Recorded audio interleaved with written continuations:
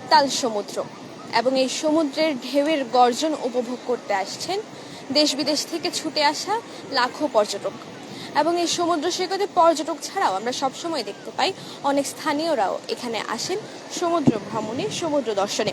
এবং আমরা আজও দেখতে পাচ্ছি সেই একই চিত্র। এখানে অসংখ্য পর্যটক এই মুহূর্তে আছে। আমরা আজ সারাদিনই যদি এই সমুদ্র সৈকতের চিত্রটি বলতে চাই তাহলে আসলে বলা হবে যে সকাল থেকে তীব্র গরমের কারণে সমুদ্র সৈকতে তেমন একটা পর্যটক ছিল না। এই সমুদ্র সৈকত অনেকটা ফাঁকাই ছিল। আজ সাপ্তাহিক ছুটির দ্বিতীয় দিন, অর্থাৎ শনিবারে যেমন পর্যটক হয় তেমন পর্যটক আসলে সকাল থেকে এই সমুদ্র সৈকতে ছিল না। এমনকি স্থানীয়দের দেখাও তেমন একটা মেলেনি। কিন্তু বিকেল গড়িয়ে আসার দুপুর শেষে বিকেল গড়িয়ে আসতে আসতে এবং এই পড়ন্ত বিকেলে আমরা অনেক পর্যটকদেরকে এবং স্থানীয়দেরকে দেখতে পাচ্ছি এই সমুদ্র সৈকতে তারা ভ্রমণে এসেছে।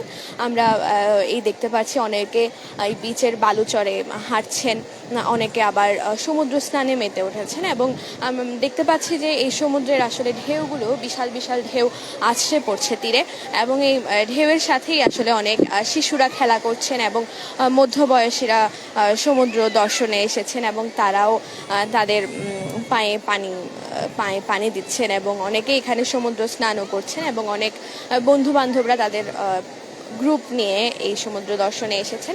এছাড়া যদি আমরা আজকে সারা দিনের তাপমাত্রার কথা বলতে চাই তাহলে আজ কক্সবাজারে তাপমাত্রা হলো 31 ডিগ্রি সেলসিয়াস এবং যেটি অনুভূত হচ্ছে আসলে 39 ডিগ্রি সেলসিয়াস। এবং বাতাসে আর্দ্রতা আছে। বাতাসে আর্দ্রতা দেখা যাচ্ছে যে 40% এবং যা অনেকটাই কম বলা যায়, যার কারণে আসলে আজকে এই সময়টাতে এই পড়ন্ত বিকেলে তেমন তীব্র গরম যেটা অনুভূত হয় সব সময়, সে তীব্র গরমটা আসলে কম অনুভূত হচ্ছে। এবং এছাড়াও এই যে 31 ডিগ্রি সেলসিয়াস তাপমাত্রা চলছে এবং যে 39 ডিগ্রি সেলসিয়াস তাপমাত্রা অনুভূত হচ্ছে, এই যে অ্যাকচুয়ালি যেটা তাপমাত্রা পড়ছে এবং যেটা অনুভূত হচ্ছে সেটার মধ্যে যে একটা বিশাল একটা পার্থক্য থাকে। যেমন এখানে 8 ডিগ্রির যে পার্থক্যটা রয়েছে, এই পার্থক্যটা আসলে মূলত হয় এই যে বাতাসে জলীয় বাষ্পের আধিক্যের কারণে আমাদের শরীরে গরমটা যতটুকু তাপমাত্রা পড়ে তার থেকে বেশি অনুভূত হয় এবং এই বেশি তাপমাত্রা অনুভূত হওয়ার কারণে আসলে অনুভূত হওয়ার যে তাপমাত্রা তা আসলে বৃদ্ধি পায়। এছাড়া আমরা এখানে দেখতে পাচ্ছি সি সেফ লাইফগার্ডের পক্ষ থেকে লাল পতাকা টাঙানো আছে, অর্থাৎ তাদের পক্ষ থেকে ভালোভাবেই নির্দেশনাও দেওয়া আছে। এই লাল পতাকার মানে আসলে কি? লাল পতাকার মানে হচ্ছে এখন সমুদ্রে গোসল করা তেমন একটা সুবিধাজনক না এবং এখন সমুদ্রে গোসল করলে কিছুটা ঝুঁকি থাকতে পারে, যার কারণে তারা এই লাল পতাকাটি দিয়েছেন। কিন্তু এইসব ঝুঁকির আসলে তোয়াক্কা করেন না কক্সবাজারে ভ্রমণে আসা মানুষ কক্সবাজারে ভ্রমণে আসলে প্রথমত তাদের জন্য আকর্ষণীয় স্থান এই সমুদ্র সৈকত।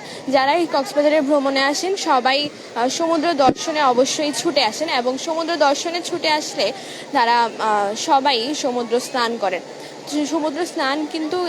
সমুদ্র স্নান থেকে কাউকে বাধা দেওয়া যায় না, তাই কোনো রকম নিষেধাজ্ঞা বা কোনো রকম ঝুঁকি তারা মানতে নারাজ, তারা কখনো মানতে চান না। এছাড়া আমরা এখানে দেখতে পাই পর্যটক ছাড়াও অসংখ্য স্থানীয়রা এখানে এসেছেন, কেউ বন্ধুদের সাথে এখানে এসেছেন। এছাড়া এখানে বিভিন্ন রকমের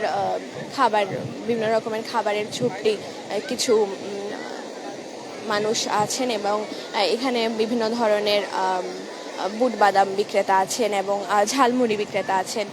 এছাড়া এখন কাঁচা আমের মৌসুম, তো কাঁচা আম বিক্রেতাও এখানে আছেন। তো অনেকেই এই সমুদ্র সৈকতে এসে এই সমুদ্র সৈকতের বিশালতা উপভোগ করেন, এই সমুদ্র সৈকতের নৈসর্গিক সৌন্দর্য উপভোগ করেন। তার পাশাপাশি তারা এই সমুদ্রের ধারে বসে এবং সৈকতে থাকা কিটকট চেয়ারগুলোতে বসে এই সমুদ্রকে নিস্তব্ধতার মাধ্যমে উপভোগ করতে পছন্দ করেন। আমরা প্রতি বছরই দেখতে পাই লাখো পর্যটক ছুটে আসেন এই সমুদ্রে, এবং এই সমুদ্রের জন্য আসলে সমুদ্র ভ্রমণের জন্য কোনো রকম মৌসুম দরকার পড়ে না। এখন দেখা যায় যে সারা বছরই কক্সবাজারে পর্যটকে পরিপূর্ণ থাকে। কখনো বর্ষা মৌসুমেও আমরা দেখতে পাই যে অনেক পর্যটক থাকে কক্সবাজারে। এছাড়াও বিভিন্ন ঘূর্ণিঝড়ের সময়ও বিশেষভাবে কিছু পর্যটক বা অন্যান্য জেলার মানুষজন তারা এই সমুদ্রে আসেন এবং তারা সমুদ্রের অবস্থা পরিদর্শনে আসেন। এছাড়া আমরা এখানে অনেকেই দেখতে পাচ্ছি তারা তাদের পরিবার সমেত এই সমুদ্র সৈকতে এসেছেন, সমুদ্র ভ্রমণে এসেছেন। অনেকে এখানে জেট স্কিতে চড়ে সৈকতের দৃশ্য উপভোগ করেন। এছাড়া অনেকে এখানে ঘোড়ায় চড়ে সৈকতের দৃশ্য উপভোগ করেন। এছাড়া এখানে এই সমুদ্র স্নানের জন্য রয়েছে বিভিন্ন সাইজের টিউব। তো এই টিউবগুলো নিয়ে আসলে মানুষ সমুদ্র স্নানে মেতে ওঠেন, কিন্তু এই টিউবগুলোরও মাঝে মাঝে কিছু ঝুঁকি থাকে, এবং এই টিউবগুলোতেও মাঝে মাঝে টিউব উল্টে যাওয়ার কারণে অনেকের ডুবে যাওয়ার সম্ভাবনা থাকতে পারে। আর এই সমুদ্রের পানির যে ঢেউ, এই ঢেউয়ের কারণে আসলে কখনো যদি কেউ সাঁতারও জানে তাহলে সেই সাঁতার জানলেও তা আসলে মাঝে মাঝে কাজে দেয় না মানুষের জন্য।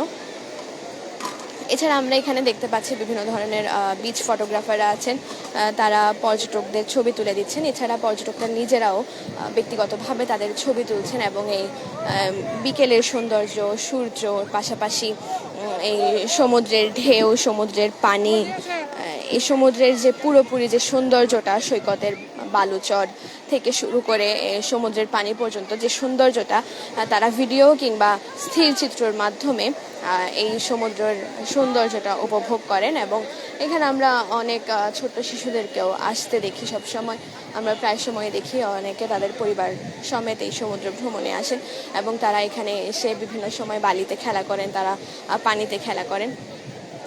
তারা এইভাবেই আসলে তাদের শৈশবকে উদযাপন করেন। এছাড়া আমরা এখানে দেখতে পাচ্ছি অনেকে ঘোড়ায় চড়ে এই সমুদ্রের সৌন্দর্য উপভোগ করেন। এছাড়া এখানে সবসময়ই লাইফগার্ডের কর্মীরা উপস্থিত থাকেন। পর্যটকদের যে কোনো রকম অসুবিধা বা যে কোনো রকম ঝুঁকিতে তারা থাকলে তারা তৎক্ষণাৎ তাদের সাহায্য করেন, এবং তারা সাহায্যে ছুটে যান, যার কারণে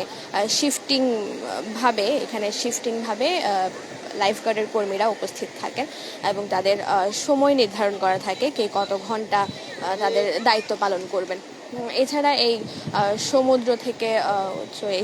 এই সমুদ্রে আমরা অনেক ধরনেরই মানুষ আমরা দেখতে পাই, ছোট থেকে শুরু করে বড় সকলেই এই সমুদ্র দর্শনে আসেন। এই সমুদ্রের সৌন্দর্য আসলে কোনো ভাষায় প্রকাশ করার মতো না। তাই এই সমুদ্রের সৌন্দর্য উপভোগ করতে হলে সকলেরই আসতে হবে এই কক্সবাজারে। এতক্ষণ কক্সবাজার সমুদ্র সৈকতের সার্বিক পরিস্থিতি জানাচ্ছিলাম আমি আফসার আরিয়া, টিটিআর।